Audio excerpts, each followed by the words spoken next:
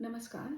आज मेरे पास एक बहुत अच्छा प्रश्न आया कि हमारी लाइफ को सबसे ज़्यादा क्या चीज़ इम्पैक्ट करती है? हमारे थॉट प्रोसेस, हमारा कर्म, हमारी कुंडली या हमारा वास्तु? चलिए इस चीज़ को ऐसे समझते हैं कि अ, जो भी आपके विचार हैं, विचार 2 तरह के होते हैं, सकारात्मक विचार और नकारात्मक विचार, पॉजिटिव और नेगेटिव थॉट्स। अगर आप पॉजिटिव थॉट्स रखने वाले व्यक्ति हैं, तो आप एक पर्टिकुलर प्रॉब्लम जो फेस कर रहे हैं, उसमें आप मान के चल सकते हैं कि मेरे पास कैपेसिटी है, मैं इस प्रॉब्लम से बाहर आ सकता हूँ, मैं इस प्रॉब्लम के लिए कुछ कर सकता हूँ। वहीं सेम सिचुएशन में दूसरा व्यक्ति ये सोच सकता है कि उसको सुसाइडल थॉट्स भी आ सकते हैं और वो डिप्रेशन में भी जा सकता है, उसकी एंग्जायटी लेवल रेज़ हो सकता है। तो सिचुएशन सेम है, लेकिन आपका थॉट प्रोसेस जैसा है, उसी के हिसाब से आपकी सिचुएशन वर्स या थोड़ी-सी इम्प्रूव होती चली जाएगी। अब मानिए ये कि आपके ये जो विचार हैं, इसको क्या चीज़ इम्पैक्ट करती है? इसको इम्पैक्ट करता है आपका एनवायरनमेंट। फॉर एग्जाम्पल, आप अपने घर में एंटर किए, आपको बहुत अच्छी सी खुशबू आ रही है, आप भूखे नहीं भी थे तभी भी आपका एकदम खाना खाने का मन करने लगेगा। या फिर आप किसी जगह पर गए हैं और वहाँ आपको एक बहुत ख़राब तरह की स्मेल आ रही है, तो आपको एकदम इरिटेशन होने लगेगी, आप उस जगह से हट जाना चाहेंगे, वहाँ खड़ा रहना नहीं चाहेंगे। तो आपका जो एनवायरनमेंट है, जो भी चीज़ें आपके 5 सेंसेस में आती हैं, वो आपके थॉट प्रोसेस को इम्पैक्ट करती हैं। टच हुआ, स्मेल हुई और टेस्ट हुआ, जो भी चीज़ें आप देख रहे हैं और आप सुन रहे हैं, वो चीज़ें आपके विचार को इम्पैक्ट करती ही हैं। तो ये तो हुआ आपका थॉट प्रोसेस। अब बात आती है आपकी कर्मा की। जो भी कर्म आप करके आए हैं, उन कर्मों के आधार पर ही आपको एक पर्टिकुलर तरह की कुंडली मिलती है। पर्टिकुलर तरह के नक्षत्रों में आपको जन्म मिलता है। आपकी राशि उसी तरह की होती है क्योंकि आप किसी तरह के कर्म करके आए हैं, इसीलिए स्काई की गणना उस वक्त किसी एक तरह का अरेंजमेंट स्काई में था और आपकी कुंडली तैयार हो गई। अब आप ये कहें कि सब कुछ पूर्व निर्धारित है, मेरी कुंडली के हिसाब से ही है, तो फिर अब मेरे कर्मों का क्या महत्व खत्म हो गया? ऐसा नहीं है। तो आपकी पहले समझ लेते हैं, आपकी कुंडली के आधार पर आपको एक पर्टिकुलर तरह का जीवन मिला, पर्टिकुलर तरह का वास्तु यानी कि घर मिला, आपका व्यापार मिला, आपके रिश्ते, नाते, आपकी एजुकेशन, ये सभी चीज़ें निर्धारित होकर आपको मिल गई। परंतु आपके जो कर्म हैं, उनका रोल यहाँ पर खत्म नहीं होता है। यहाँ भी आपके कर्मों का रोल तो चलेगा ही क्योंकि जब तक आप जीवित हैं, तब तक आप कुछ ना कुछ कर्म अवश्य करेंगे। तो यहाँ कर्मों का रोल कैसे आया? अपने जीवन में परिवर्तन लाने के लिए अब आप कुछ कर्म कर सकते हैं या कुछ भी कर्म नहीं कर सकते। जैसे कि एक व्यक्ति बीमार हुआ, तो बीमारी के टाइम हम सभी जानते हैं कि हमें एक एक्सपर्ट के पास जाना है, हमें एक डॉक्टर के पास जाना है और अपने सिम्पटम्स बता करके डायग्नोसिस करवा के दवाई लेनी है।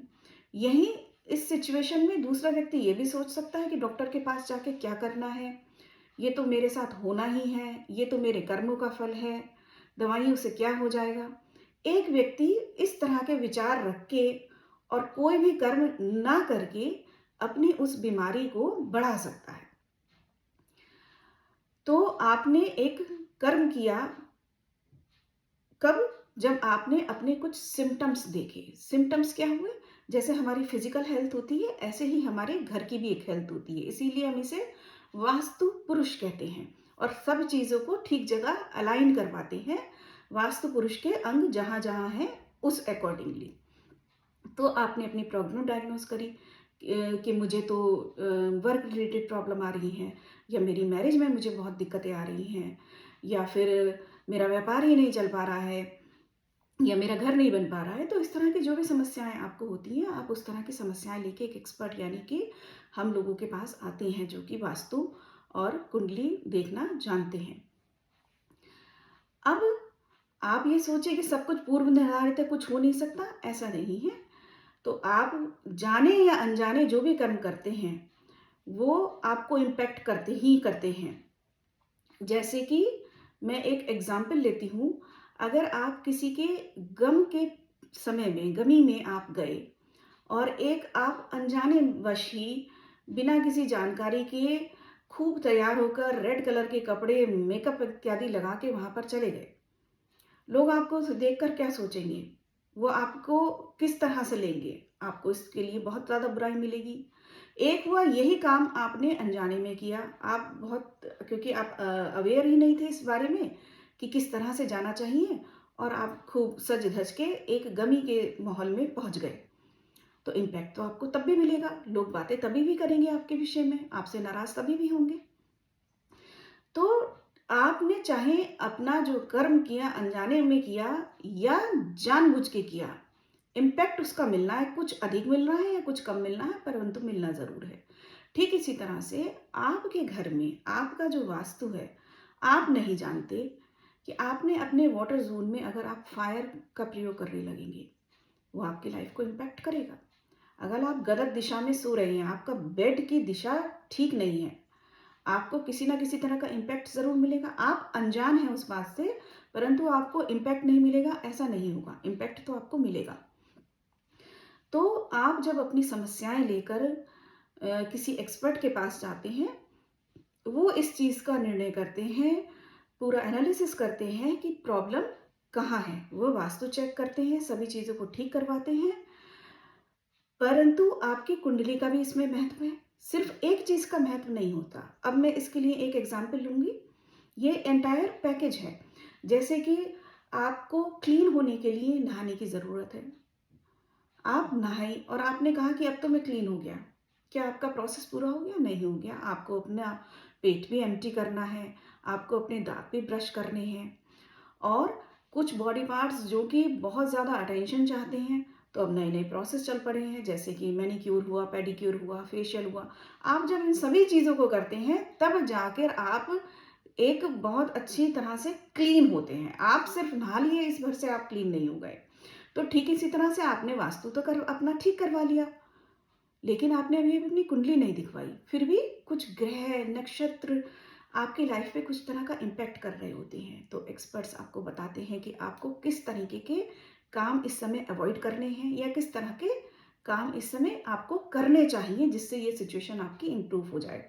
ठीक जैसे कि आप डॉक्टर के पास जाते हैं, वो आपकी बीमारी का डायग्नोस करके आपको ये बताते हैं कि इस बीमारी में आप इस तरह का फूड मत लीजिए, इस तरह का फूड आप इस समय अवॉइड कीजिए, इस तरह की मेडिसिन आप इस समय ले लीजिए। वाटर इनटेक हम सभी जानते हैं कि वाटर हमारे लिए बहुत अच्छा है, परंतु कुछ बीमारी में आप देखेंगे डॉक्टर कहेंगे कि पानी सिर्फ एक-एक बूंद लीजिए, ज़्यादा पानी एक साथ मत पीजिए।